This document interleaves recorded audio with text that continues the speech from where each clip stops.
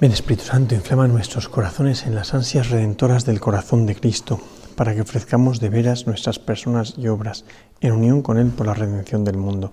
Señor mío y Dios mío Jesucristo, por el corazón inmaculado de María, me consagro a tu corazón y me ofrezco contigo al Padre en tu santo sacrificio del altar, con mi oración y mi trabajo, sufrimientos y alegrías de hoy, en reparación de nuestros pecados y para que venga a nosotros tu reino.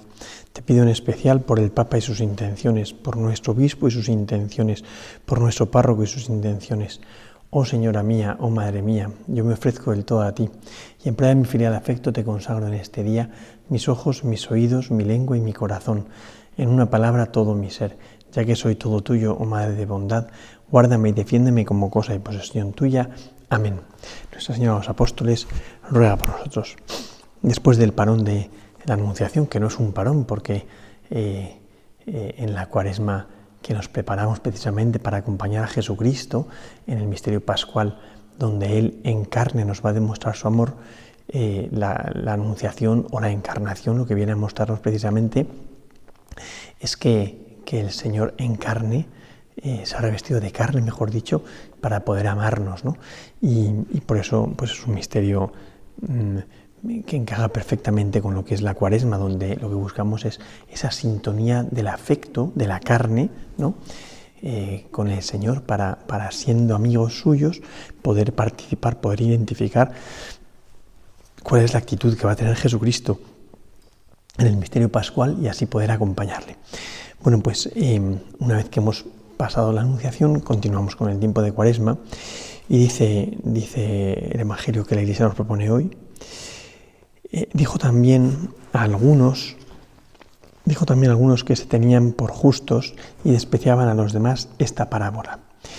2 hombres subieron al templo a orar, uno fariseo, otro un publicano. El fariseo de pie oraba en su interior de esta manera: Oh Dios, te doy gracias porque no soy como los demás hombres, rapaces, injustos, adúlteros, ni tampoco como este publicano. Ayuno 2 veces por semana, doy el diezmo de todas mis ganancias. En cambio el publicano, manteniéndose a distancia, no se atrevía ni a alzar los ojos al cielo, sino que se golpeaba el pecho diciendo: Oh Dios, ten compasión de mí, que soy pecador. Os digo que éste bajó a su casa justificado y aquel no, porque todo el que se enaltece será humillado y el que se humilla será enaltecido. Es un evangelio precioso donde nos muestra la actitud fundamental para poder participar del reino de los cielos. Aparecen 2 hombres que van a orar, los 2 van a orar al templo.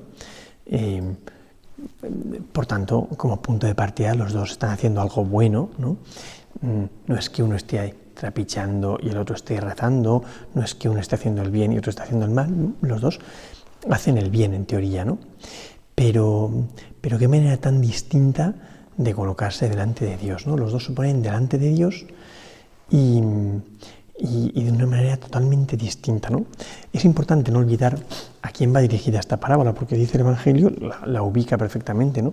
Dijo también a algunos que se tenían por justos y despreciaban a los demás esta parábola, ¿no? O sea, va dicha a los que se tienen por justos y desprecian a los demás, ¿no? Es muy fácil en la relación con el Señor, es muy fácil en la vida espiritual tenerse por justo. Y esto es un peligro porque a nosotros nos cuesta mucho renunciar al yo. El yo es como la peste de nuestra vida, está ahí permanentemente, incluso hasta el momento de morir, incluso después, decía el padre Mendizábal, el yo desaparecía unas horas después que aparecía el cadáver, todavía coleaba el yo en el cadáver, ¿no? Bueno, pues el yo rápidamente se adueña de las situaciones, ¿no? Entonces es muy fácil que el yo se tenga por justo. ¿Y se tenga por justo por qué?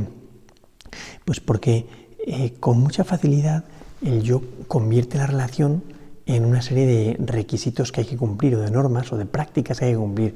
Y en el momento en el que tiene esas prácticas cubiertas, se siente seguro, está tranquilo, y entonces ya parece como que está dando como lo que tiene que dar, ¿no? Y entonces ya se tiene por justo. Justo para el yo sería el que cumple una serie de requisitos, ¿no? En cambio, en el Evangelio, justo es el que tiene el estilo del reino de los cielos. Justo según lo que dice el Evangelio de San Mateo en el Sermón del Monte, el discurso de la providencia, dice: buscad el reino de Dios y su justicia, no la justicia de los escribas y fariseos, no la justicia de los que quieren quedar bien delante de los demás, sino la justicia del reino de los cielos, el reino de Dios y su justicia, y lo demás os dará por añadidura, de tal manera que la justicia no es, como hacían los escribas y fariseos, cumplir una serie de requisitos. La justicia no es aparentar delante de los demás, como los que viven de cara al exterior, sino la justicia es vivir de acuerdo al corazón de Dios, al estilo de Dios, ¿no?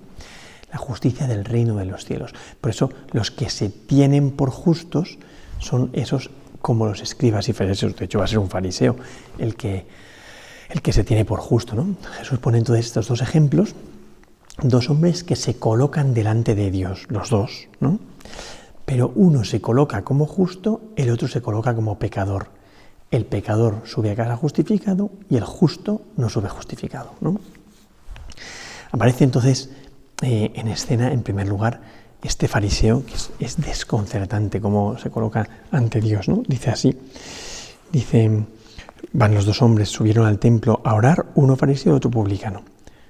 Curioso, porque el publicano no sube a orar. Normalmente los publicanos estaban como excluidos del trato con Dios. De hecho, los publicanos y las prostitutas estaban como equiparados, ¿no? Y es gente que ha vendido su alma al enemigo y por tanto no sube a orar. Normalmente un publicano pues está en otros negocios y no sube a orar. Pero bueno, aquí aparece el fariseo y un publicano.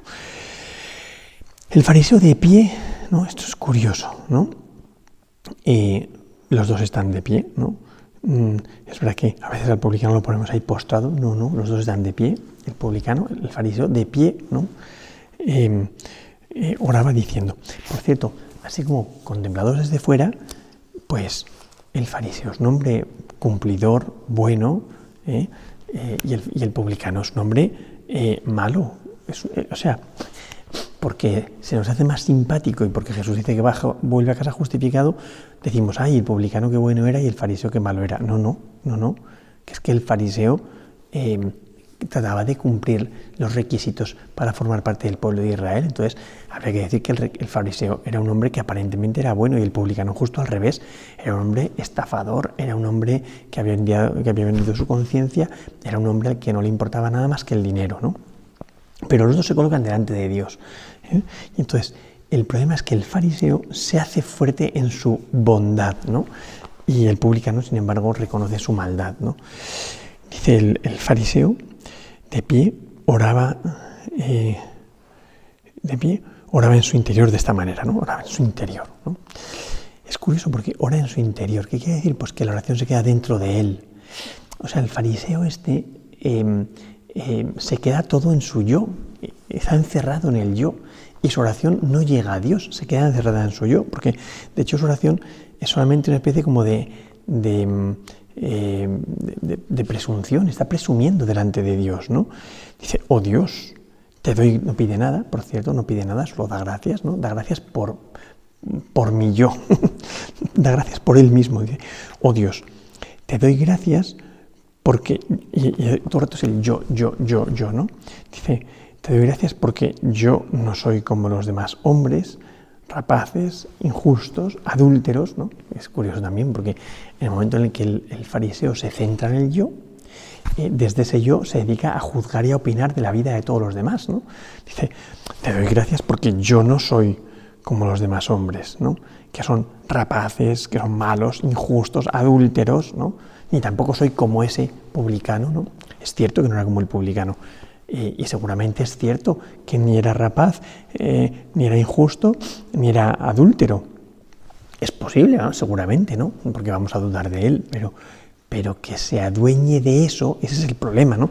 Que su santidad, su aparente santidad, a lo que le lleva es a perder el sentido, a perder su identidad. Su identidad es que es criatura, su identidad es que él no es Dios, no debe hablar de tú a Dios, ¿no? Bueno, pues este hombre habla de tú a Dios, ¿no? Dice, oh Dios, te doy gracias porque no soy como los demás hombres, padres y injustos, adúlteros, ni tampoco como ese publicano. O sea, primero habla de yo no soy, y ahora va a mostrar lo que yo hago, ¿no? Después de decir que yo no soy todas esas cosas, ¿no? dice lo que yo hago, ¿no? Que también es curioso porque si lo hace, Dios ya lo ve. Y si lo ve, ¿para qué tiene que alardear delante de Dios de lo que hace, ¿no? Y además que su alarde, su chulería, se queda dentro de él porque es en su interior, no sale hacia afuera, ¿no? Entonces, no tiene ningún sentido. Pero bueno, es un hombre como muy pagado de sí mismo, de estos ricos que llama San Lucas en el Evangelio, ¿no? Dice, yo ayuno 2 veces por semana, yo doy el diezmo de todas mis ganancias, ¿no? O sea, de hecho, a mí me sorprende porque este publicano podría ser mucha gente, incluso yo mismo, ¿no? Mucha gente que nosotros conocemos, ¿no? que hace un montón de cosas buenas, bueno, o meritorias aparentemente delante de Dios, pero se adueña de ellas. Y esas cosas le llevan, pues, primero a sentirse seguro delante de Dios y segundo a juzgar a los otros y a despreciar a los otros, ¿no? A este publicano. Ahora va a aparecer en escena el publicano. Dice, en cambio, el publicano, manteniéndose a distancia, esta es la clave, ¿no? O sea, el fariseo, como está seguro de sí mismo, no solo es que esté de pie, como el publicano, sino está de pie pero acercándose, ¿no? O sea, como con derecho a estar cerca de Dios. Se siente como con derecho a entrar en el templo, con derecho a entrar en la presencia de Dios. El publicano se mantiene a distancia. ¿Por qué? Porque es muy consciente de la distancia precisamente que hay entre él y Dios, ¿no? Es muy consciente de la indignidad de su identidad ante Dios, ¿no? Cuando el hombre percibe la santidad de Dios, reconoce su indignidad. Qué bonito es cuando San Pedro, después del Duc in altum, está en la barca todavía, ha sucedido la pesca milagrosa, y San Pedro, asombrado, se echa a las rodillas de Jesús y dice, apártate de mí que soy un hombre pecador. Porque cuando uno de verdad percibe la santidad de Dios, reconoce su indignidad. El fariseo no está preparado para percibir la santidad de Dios, porque como solo mira a su ombligo, está delante de Dios sin percibir la santidad de Dios. Y entonces ese perder el sentido de quién es él, porque está pendiente de sí mismo y al vivir encerrado en su yo, engorda el yo y solo percibe su yo, entra como un elefante en una cacharrería en lo sagrado, entra pues como hasta el fondo, ¿no? Y se siente como con derecho a, iba a decir a profanar, hombre, es muy fuerte decir esto, ¿no? Pero se siente como con derecho a entrar hasta el final. En cambio el fariseo, ¿no? el publicano, reconoce su indignidad y manteniéndose a distancia, no se atrevía ni a alzar los ojos al cielo. O sea, mira al suelo, ¿no? Que es esa señal como de humillación, de humildad, ¿no? No levanta los ojos al cielo porque no se atreve a mirar a Dios. El fariseo se atreve a mirar a Dios porque como se siente merecedor, porque tiene una vida más o menos digna, pues entonces puede mirar de tú a tú, cara a cara a Dios, ¿no? En cambio el publicano no, el publicano, reconociendo el peso de sus culpas, mira al suelo, no se atreve más que mirar al suelo, ¿no? Dice, no se atrevía ni a alzar los ojos al cielo, sino que se golpeaba el pecho diciendo, ¿no? O sea, sería como fuese, pero reconoce que no se merece nada y se golpea el pecho. O sea, hace gestos externos que manifiestan su compunción, que manifiestan su arrepentimiento. Es un hombre que no le importa que los demás vean que no es digno y de hecho lo manifiesta para que Dios lo perciba que él reconoce que no es digno, se da golpes de pecho, ¿no? Diciendo, oh Dios, ten compasión de mí, que soy un pecador. Es precioso porque este hombre, la frase que dice, que solo es una frase, no tiene una verborrea muy grande, ¿no? Como el fariseo, dice una frase que es, oh Dios, ten tu compasión. El sujeto principal de la frase es el tú. Ten tu compasión, ten compasión de mí, que soy un pecador. Ten compasión tú de mí, que soy un pecador. Efectivamente aquí hay una segunda frase que tiene como sujeto al yo, pero es una frase subordinada al tú. Es muy bonito, ¿no? La otra no. O sea, el fariseo es, yo no soy como este, yo pago el diezmo, yo ayuno 2 veces por semana, yo. El sujeto principal siempre es el yo, y no sale del yo. O sea, de hecho, cuando dice, oh Dios, que es un vocativo, como que llama a Dios, pero es para que Dios preste atención a la maravilla que tiene delante. En cambio, el publicano hace el vocativo, pero para que Dios tenga piedad, ¿no? Para que Dios venga a este pecador, ¿no? Oh Dios, ten tu compasión de mí, que soy un pecador, ¿no? Ten compasión de mí, que soy un pecador. Es precioso porque el publicano se coloca delante de Dios precisamente como tiene que colocarse el ser humano, ¿no? Ahí en el principio y fundamento de los ejercicios espirituales, lo que hace San Ignacio es demostrar que Dios es creador, yo soy criatura, Dios es santidad, yo soy pecador, ¿no?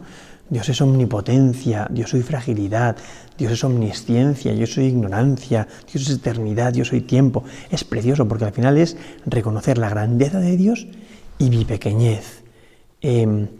Y al reconocer esa pequeñez, lo único que hago es levantar las manos y pedir compasión, pedir que Dios me levante, que Dios me alce como se alza a un niño pequeño. Y cuando hago eso, Dios entonces se deja conmover, Dios entonces se deja interpelar, Dios entonces viene en mi socorro. Mientras no haga eso, no. Por eso dice Jesús, al terminar esta parábola, que es brevísima, eso simplemente es presentar a dos personajes y su oración, ¿no? Y termina diciendo, dice, os digo que el publicano, bajó a su casa justificado. Justificado es puesto en su sitio por Dios, reconocido por Dios, ¿no? Justificado es que Dios lo coloca en su sitio justo. Qué bonito es eso, ¿no? Justificar es colocar en el lugar donde tiene que estar, ¿no? Entonces, al reconocer el fariseo, el publicano, que no vale nada, que es un pecador, ¿no? Al reconocer su indignidad, ese reconocimiento de su indignidad y por tanto de su fragilidad, lo que le lleva a Dios lo que hace es permitir a Dios ser misericordioso con él. Y cuando Dios es misericordioso con el ser humano, lo que hace es justificarlo, es ponerlo en su sitio. Esta es la redención. El hombre nunca podrá ser redimido mientras no reconozca que está necesitado de redención. El hombre nunca podrá ser perdonado mientras no reconozca que necesita el perdón. El hombre nunca podrá ser socorrido mientras no reconozca que tiene una necesidad. El problema del fariseo es que no tiene esa necesidad, con lo cual viene Dios a amarlo y Dios no puede amarlo porque no se deja amar. Viene Dios a perdonarlo y no se puede perdonar porque no reconoce la necesidad de perdón, ¿no? En cambio el publicano reconoce todo eso y entonces Dios puede actuar. Qué bonito es que la Iglesia nos proponga esta lectura en este tiempo de Cuaresma. ¿Para qué? Para que salgamos de esa posición absurda y estúpida que tenemos tantas veces de creernos niños buenecitos y reconozcamos que estamos necesitados de misericordia. El punto de partida de la conversión es el reconocimiento de mi pecado. Entonces, ojalá que esta parábola nos lleve a nosotros a reconocer que estamos necesitados de misericordia, que nuestra miseria está reconocida está necesitada de misericordia. Por eso termina diciendo, porque todo el que se enaltece será humillado, claro, no podrá participar de la vida del cielo, ¿no? En cambio, el que se humilla será ensalzado, ¿no? Entonces, el requisito para la conversión, para que Dios pueda en nosotros actuar, porque no podemos olvidar al final que nuestra conversión principalmente es obra de la gracia de Dios y que el mérito que yo tengo que hacer, de hecho, a veces me parece que ensalzamos demasiado al mérito que hacemos nosotros, ¿no? Y nos creemos que nosotros nos ganamos la conversión, que parece como que le quitamos el sitio a Dios, ¿no? La conversión nos la da Dios. Nuestro gran mérito y nuestro mérito principal es que le digamos a Dios que necesitamos conversión, es que le gritemos al Señor que tenga misericordia de nosotros, que tenga piedad de nosotros, es que reconozcamos como el publicano que solo somos unos pecadores delante de la santidad de Dios y que porque solo somos unos pecadores delante de la santidad de Dios apelamos a su misericordia, apelamos a su clemencia. Claro, cuando tú apelas a la misericordia de Dios, Dios se conmueve e inmediatamente te restablece. El que reconoce su miseria, inmediatamente Dios ejerce sobre él la misericordia y lo justifica, lo coloca por encima de los ángeles. Esto es tremendo, ¿no? Pero para eso es necesario que todo parta de un reconocimiento de mi fragilidad y de mi pecado, que diga, oh Dios, ten piedad de mí, que soy un pecador, ¿no? Y que lo reconozca con todas las de la ley, que salga de esa conciencia o de esa apariencia de niño bueno y reconozca pues que necesito socorro porque soy un pecador. Ojalá que en este tiempo de Cuaresma Dios nos ayude a vivir en la verdad, y ese vivir en la verdad nos lleve pues a reconocer precisamente que en nuestra vida pues tenemos una aspiración de cielo, es verdad, pero tenemos también las manos muy manchadas con el pecado y necesitamos misericordia. Gloria al Padre, al Hijo y al Espíritu Santo, como era en el principio, ahora y siempre, por los siglos de los siglos. Amén.